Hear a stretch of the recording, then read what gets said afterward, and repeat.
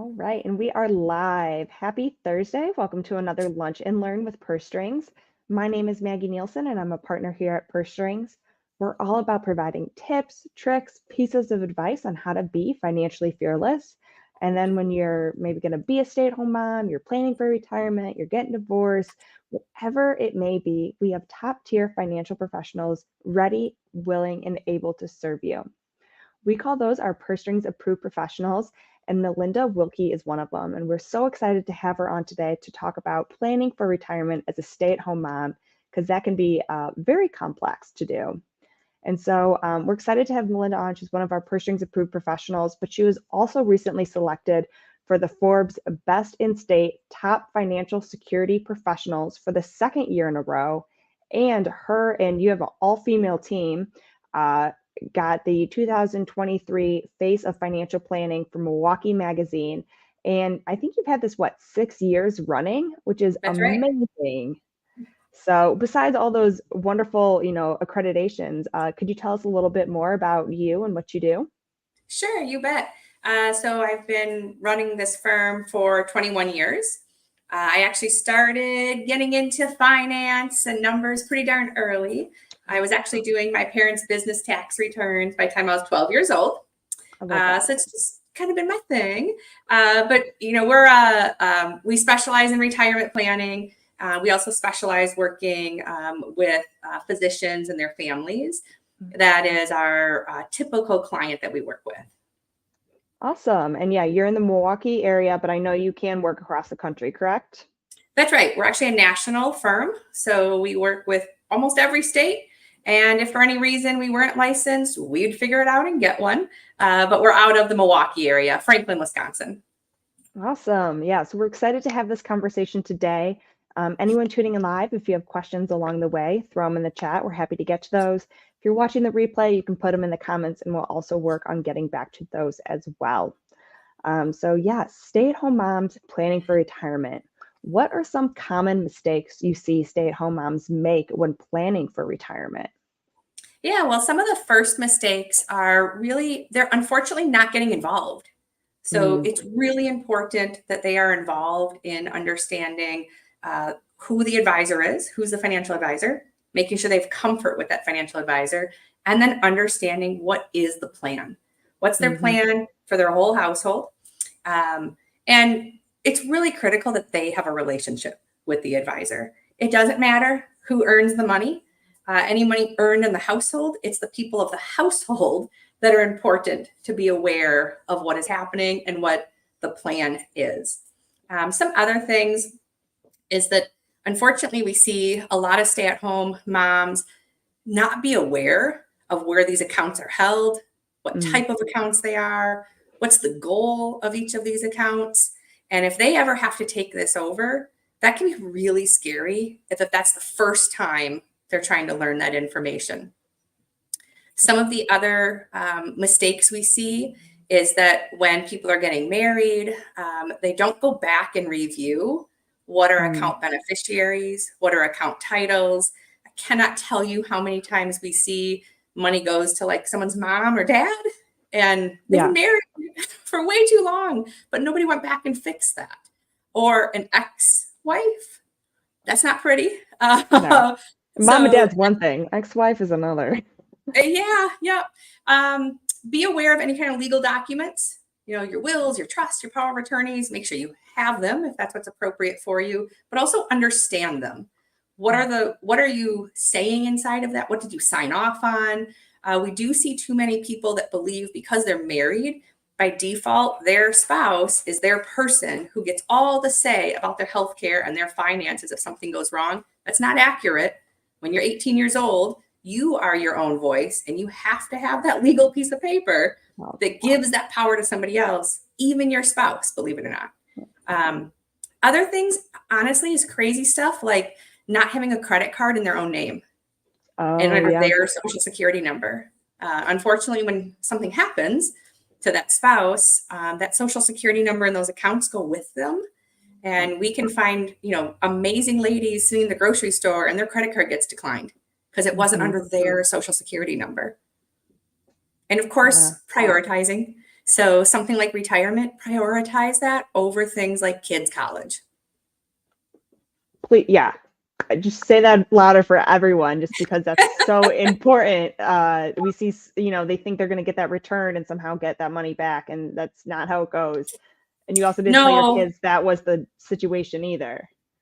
you know what I tend to see after doing this for 21 years is that when kids become adults and their parents need help, for example, if a child understood this and was given a choice, would you rather have help from your parents to pay for your college?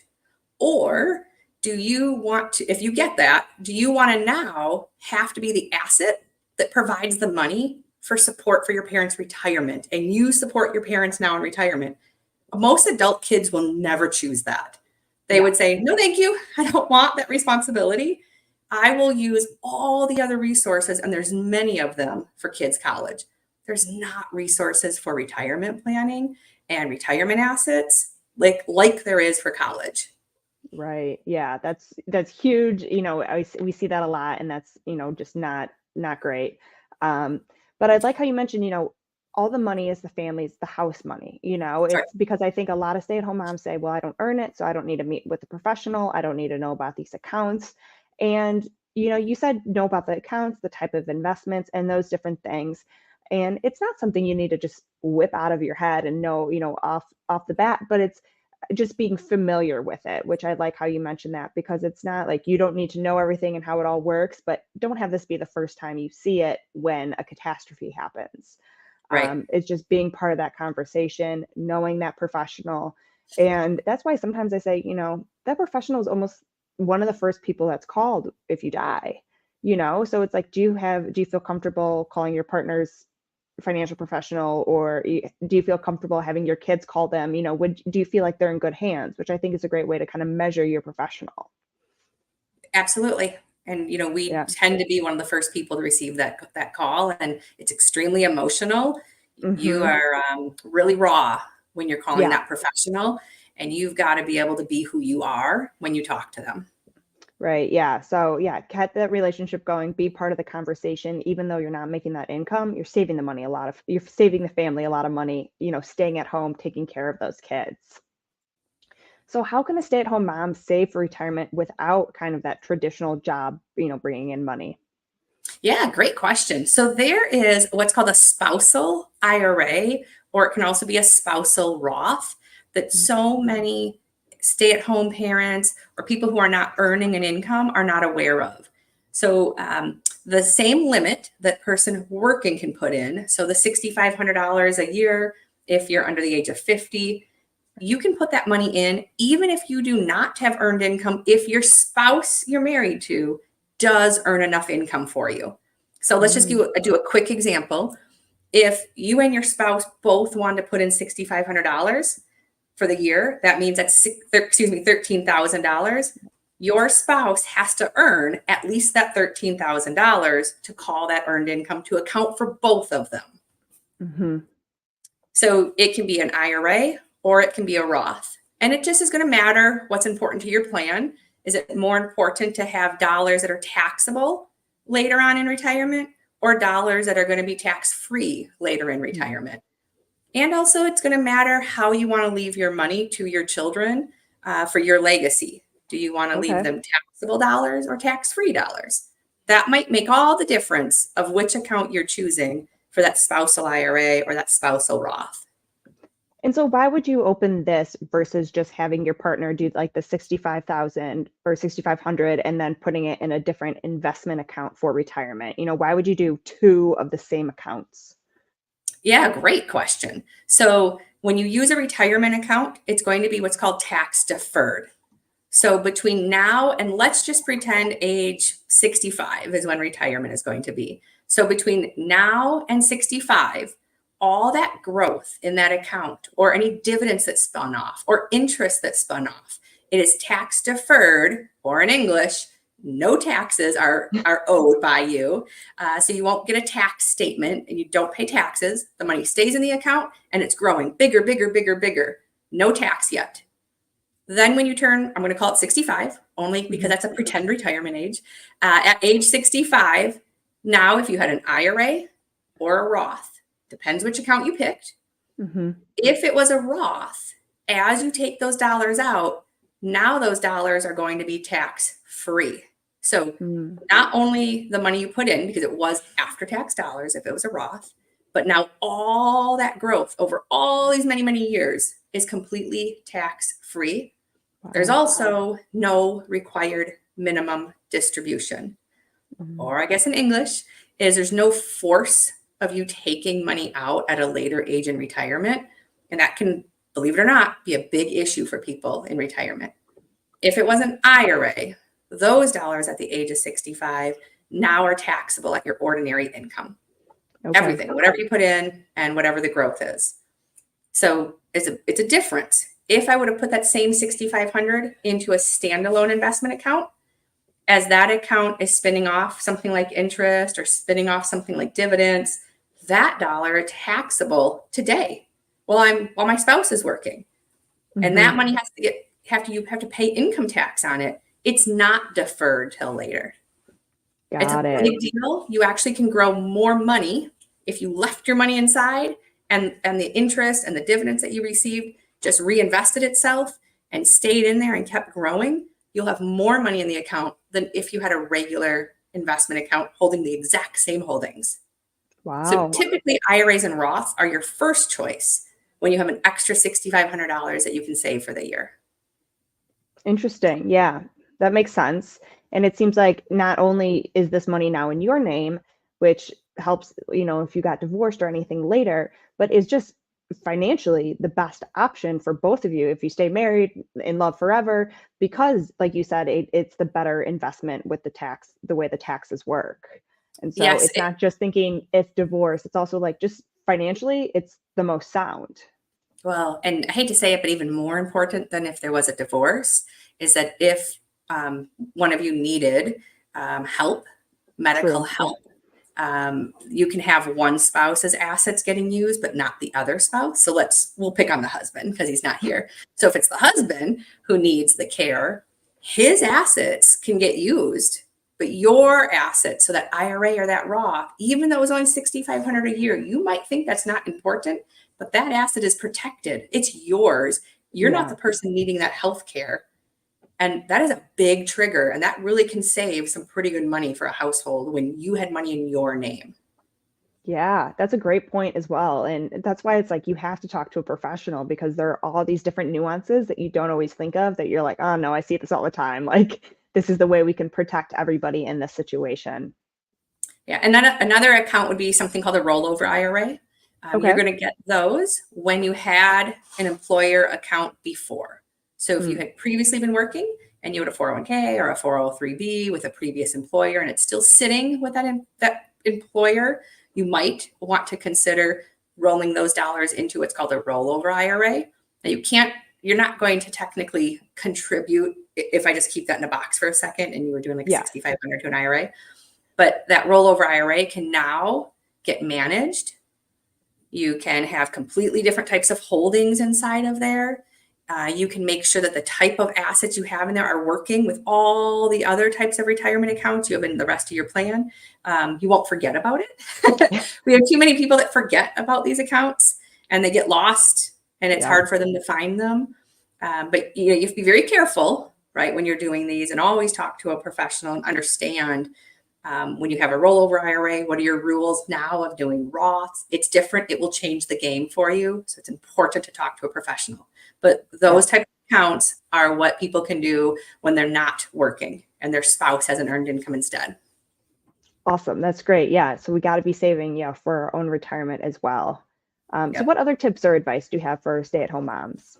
Oh my gosh, I have too many tips. So some other tips are things that a stay-at-home mom can also get disability insurance, even though she's not working and not earning an income. So typically you'll find limits of about $2,000 a month. That's pretty important.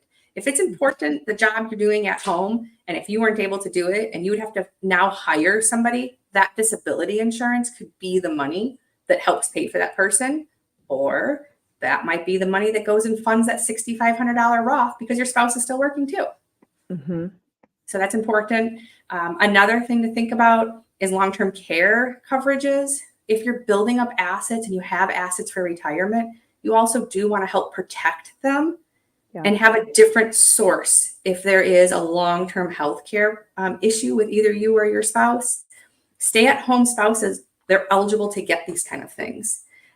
Life insurance, we hear a lot that a stay-at-home mom or somebody who doesn't work and have earned income say, oh, I don't need life insurance on me, right? Because I don't earn money.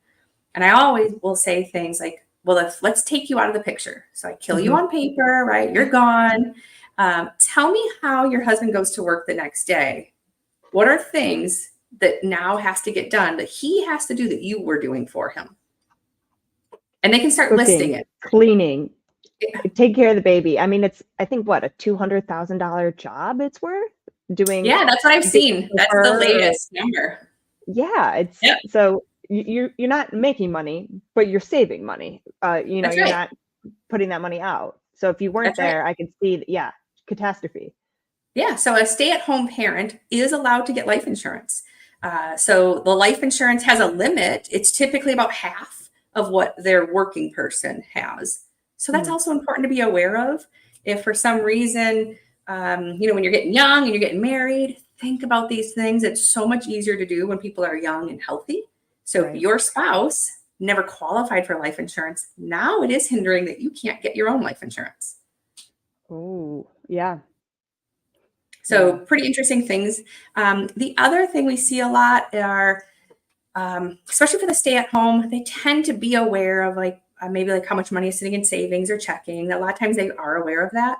And when you see that there's too much money there, it's bigger than what you need. Okay? It's bigger than your emergency fund. Those extra dollars should be going into something like a money market. Sometimes it even makes sense to use something like a high yield savings account. It just, again, based on your plan and your risk level. But instead of your dollars maybe earning nothing or very, very small, right now they can be earning more like 5%. And if you do something like a different type of a savings or money market, you're also taking very, very, very little risk, but now you're earning 5%. So think about, you're able to provide 5% by coming up with that idea and helping create that account, move that money. And your spouse was way too busy to even think about it because he's at work and thinking about 1,000 other things. And that's how you just create more money for the household. Yeah, that's really smart. And that's why it's kind of so important, like you said at the beginning, is to be part of this conversation, know what the plan is. So that way you can, either talk to you and say, okay, there is more money accumulating that we don't need right now. What should we do with it? Let's get that. Right. Because I know the banks aren't paying anything. And so, you might as well make 5%. That adds up, year over year. Yes, it does. Yeah. Are there any other tips that you want to touch on that list? Well, actually, I'd love to dive into Social Security a little bit. Yeah, that was kind of my next question. Can stay-at-home moms even, receive Social Security benefits? Yeah, believe it or not, they can. So your Social Security, what you receive, is going to be based on either what you have done for the workforce or what your spouse that you're married to has done. So a stay-at-home mom can receive up to half of the same Social Security benefit that her husband will receive for retirement time. Now, you also, though, want to be aware that somebody also might want to just bump up their own Social Security. So just because they're the stay-at-home mom, they might have been the big income earner. And maybe when you look at the two figures, maybe had they just added a little bit more to their Social Security benefit, they might have had actually the bigger Social Security benefit. Wow. So you want to go to socialsecurity.gov. You want to go to the website. You want to every year pull your own Social Security benefit and check to see where you're at with earning your 40 credits. So you do have to have 40 credits. You get 4 credits a year, so 10 years of working and earning money. You do have to have 40 credits to have your own Social Security benefit. Okay. And for some people, when they do have that, even if it's lower, we might recommend that we pull the spouse's benefit, the one who's at home, not the one working. But we might pull that one first, as young as 62, and maybe the one working is going to stay and work till 70 and have a completely different type of benefit. Yeah. But we could have pulled that stay-at-home person at 62 if they themselves didn't have 40 credits yet. Right. We have found many times that stay-at-homes might have like 8 years done or 9 years done, and they had no idea. They Yeah. just need to get one more year, and it doesn't mean you literally have to work all year. A credit is when you earn $1,640 in a year. That's one credit. Okay. That's easy. Yeah. And in a I year, mean, it's it's very just $500. reasonable. Yeah. Yep. Totally reasonable. And of course, there are also like widow's benefits. I've heard sometimes people are not aware of this. So a widow can collect Social Security at the age of 60. She does not have to wait till 62. Now, is that the right answer? I don't know, right? It's a personalized plan. Yep. But you can do that. Another question we do here is, what if I get divorced? Yeah. Am I still eligible? You do need to be married for 10 years to be able to get the ex's benefit is your benefit. Those are some like good numbers to know, like that 40 credits or those 10 years.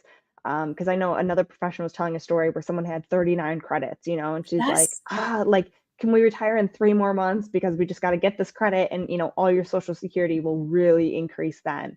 And so it's just being on top of these little details where it's like, if we're married for 9 years and 6 months, we're gonna stick it through 6 more months. Like, definitely work 6 more months. Yeah, like it's worth it. And that also impacts Medicare Part A. I think a lot of people are not aware of that. If yourself or your spouse who's working, if either of you have gotten your 40 credits in, then you're both eligible to get Medicare Part A for free. Oh, I didn't know that. Yep. And that can be costly. So if somebody worked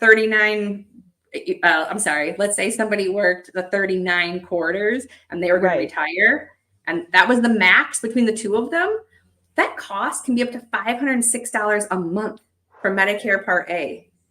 That's a big deal, and people are not aware of that.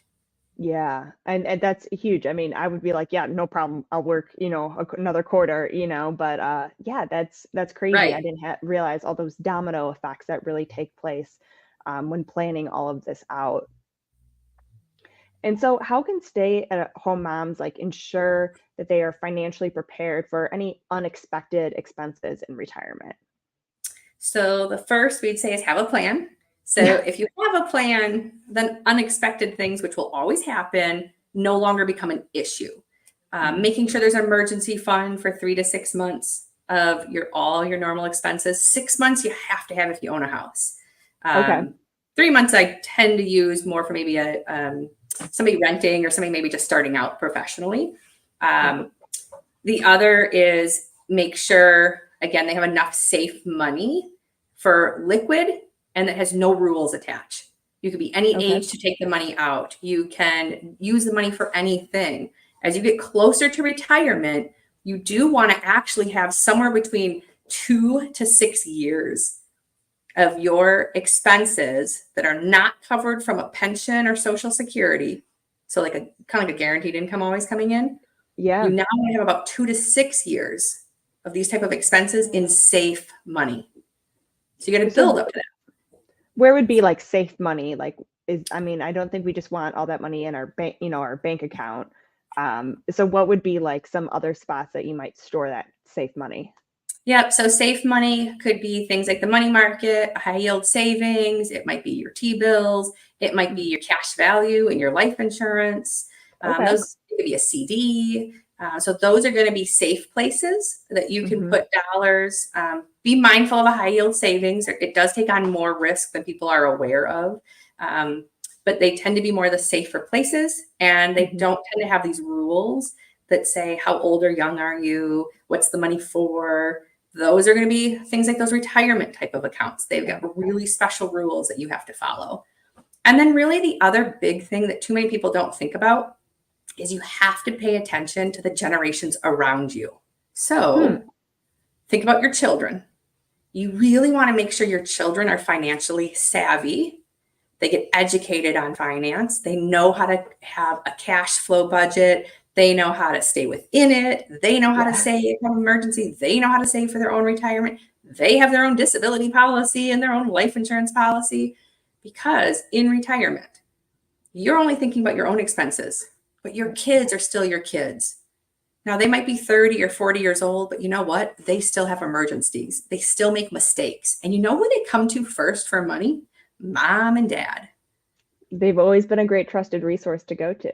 That's right. And mom and dad taught them that, right? Yep. So now mom and dad either has to have an extra bucket of safe money in there for their own retirement for their kids' problems, or make sure your kids are truly educated on finance so that they never have to come to mom and dad.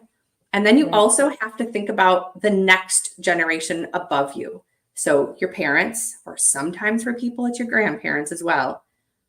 But when you have an older parent, 75, 80, any of that type of stuff, and they are running into medical issues, they're running into financial issues, they have nowhere to go to get extra money. They're not going to go get another job. The bank's not going to lend them extra money. They just don't have it, right? And if that's true and they haven't done their own planning, guess who they turn to? The tables turn. Yeah. So that's called the sandwich generation. They're getting squished in the middle by the generation older than them and the generation younger than them. It's really important to educate your children on finance, and then get nosy and get into your parents' financial business and be aware. Do they have a financial advisor? Do they have a plan? Are they both comfortable with working with that person? Otherwise, you become their safety net, and now you have to plan for that in retirement. Yeah, that's a great point to bring up, because there's no way that you would just let your parents struggle. Like if you could, you would help them. But again, your bucket can only go so far. You're like, chances are you're not going to go get a new job, especially if you have health issues. So it does become almost the family's problem or solution. So you do have to work together. So I like that point about, looking up and down that family lineage and seeing, how things are working out, because just because they're 18 does not mean that they are no longer financially kind of with you, because it would be most people really great. That was true. And some families are, it works like that, but most of them don't. And so, that's a great point to share. I feel like you shared a ton of great information today about through Social Security and how to plan for retirement, all these different things. Is there anything that we didn't touch on that you want to make sure is shared? Oh my gosh. Well, one other odd nugget that kind of happens for people is that they are listed as others' guardians. So other people's children who are under the age of 18, and they're listed in their will as their future guardian. Just some weird stuff happens, and they kind of like forget, right? They forget because they're thinking about their own retirement, but they might be listed as a guardian for somebody else's child who is under that age of 18. And maybe they went into retirement because all their children were over the age of 18 or done with college. But things have happened, and all of a sudden they just inherit like a 15-year-old. Yeah, I've seen it. I've owned family. Yeah. Yep. So be aware of those legal documents and the things you've signed, the things you've agreed to. And if that wouldn't work anymore, you've got to go tell that other family. They should really take you off as the proper guardian now, because you're not prepared for it now. Right. And I think these are, great conversations, again, to like always have with your financial professional. Like, just let you know, this could be a case. No one's planning on it, but I just need you to know about that. I could become a parent again, or whatever it may be, because even though you make these customized plans, they're not set in stone. We know life changes. And so every 6 months or every year, when you guys have those conversations, things do get updated and things are readjusted to go with your life. As we know, no plan is straight and linear, and we follow it to the T. And so it's just, have these conversations, be aware, and bring in your professional. Let them know it's probably won't happen, but this is on the table, and we all need to know about that. It's a great tip. And definitely get an advisor that you're comfortable with. Both parties need to be comfortable. There's a lot of really great advisors out there. Certainly they could reach out to us, but there's a lot out there, and find somebody you're comfortable with. And if you're not, go find somebody else. It's okay. Right. If you did not like your hairdresser, you would leave and go find another one. I sure would. Financial advisor is way more important in your life. Definitely. And it's someone you got to remember in the time of crisis. They're one of the first people you call. Do you feel comfortable talking to them? And so, yeah, don't be afraid to give Melinda a call. Her email has been going through the bottom here. She's one of our Purse Strings approved professionals, so you can check her out on our site, pursestrings.co. Otherwise, we have a ton of other amazing professionals as well. But be part of the conversation. Know who your professional is. Even if you're not making the money, you still have a huge say, and you need to be protected for yourself and your retirement. And so we want to make sure you're part of the conversation and know all these great nuggets of information to stay protected. So thank you again, Melinda, for coming on today and sharing your expertise. And we'll talk to everyone again soon. Thank you for having me. I appreciate it. Yeah, talk to you later. Bye. Bye-bye.